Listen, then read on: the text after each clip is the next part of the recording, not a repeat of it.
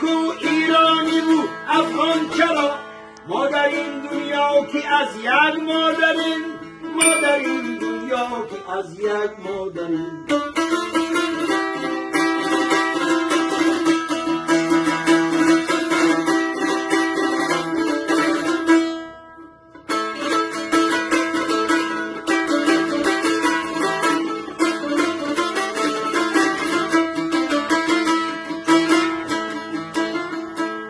هر کس به طریق دل ما می شکند، بیگانه جدا دوست جدا می شکند.